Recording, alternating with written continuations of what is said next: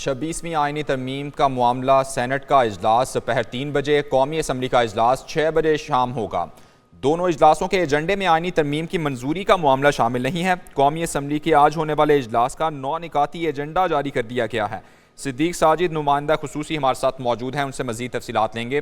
صدیق بتائیے گا، ایجنڈا جاری کر دیا گیا ہے، ابھی تک آئینی ترمیم کا جو ایجنڈا ہے وہ اس میں شامل نہیں ہے، کوئی غیر یقینی کی صورتحال ہے آج بھی؟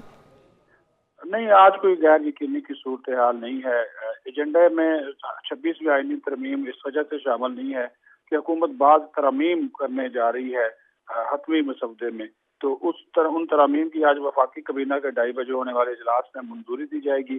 پھر اس کو ضمنی ایجنڈے کے ذریعے جو ہے وہ سینٹ اور قومی اسمبلی میں پیش کیا جائے گا، کیونکہ حکومت نے اشارہ دیا ہے کہ جو مسودہ مولانا فضل الرحمان کی مشاورت سے تیار کیا گیا ہے اس میں زیادہ تر نکات پیپلز پارٹی اور JUI کے شامل ہیں، حکمران جماعت مسلم لیگ نون کے نکات شامل نہیں ہیں۔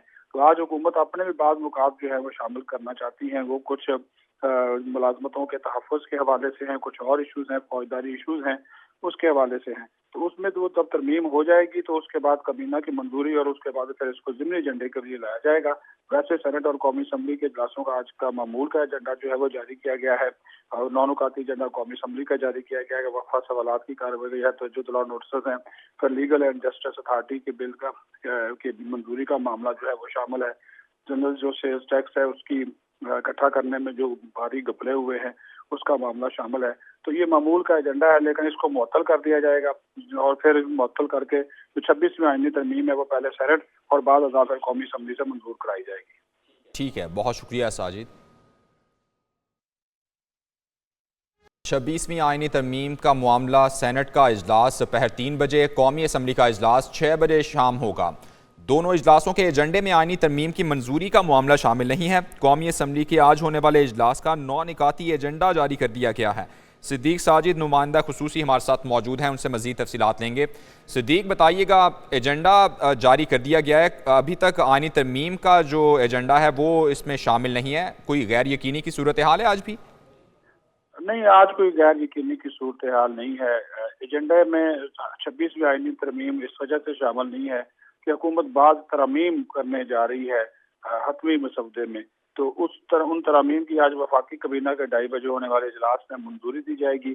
پھر اس کو ضمنی ایجنڈے کے ذریعے جو ہے وہ سینٹ اور قومی اسمبلی میں پیش کیا جائے گا، کیونکہ حکومت نے اشارہ دیا ہے کہ جو مسودہ مولانا فضل الرحمان کی مشاورت سے تیار کیا گیا ہے اس میں زیادہ تر نکات پیپلز پارٹی اور JUI کے شامل ہیں، حکمران جماعت مسلم لیگ نون کے نکات شامل نہیں ہیں۔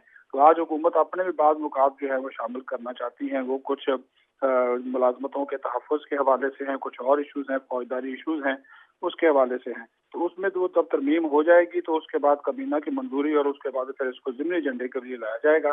ویسے سینٹ اور قومی اسمبلی کے اجلاسوں کا آج کا معمول کا ایجنڈا جو ہے وہ جاری کیا گیا ہے، اور 9 نکاتی ایجنڈا قومی اسمبلی کا جاری کیا گیا ہے۔ وقفہ سوالات کی کارروائی ہے، توجہ طلب نوٹسز ہیں، پھر لیگل اینڈ جسٹس اتھارٹی کے بل کی منظوری کا معاملہ جو ہے وہ شامل ہے۔ جنرل جو سیلز ٹیکس ہے اس کی اکٹھا کرنے میں جو بھاری گپلے ہوئے ہیں اس کا معاملہ شامل ہے۔ تو یہ معمول کا ایجنڈا ہے، لیکن اس کو معطل کر دیا جائے گا، اور پھر معطل کر کے جو 26ویں آئینی ترمیم ہے وہ پہلے سینٹ اور بعد ازاں قومی اسمبلی سے منظور کرائی جائے گی۔ ٹھیک ہے، بہت شکریہ ساجد۔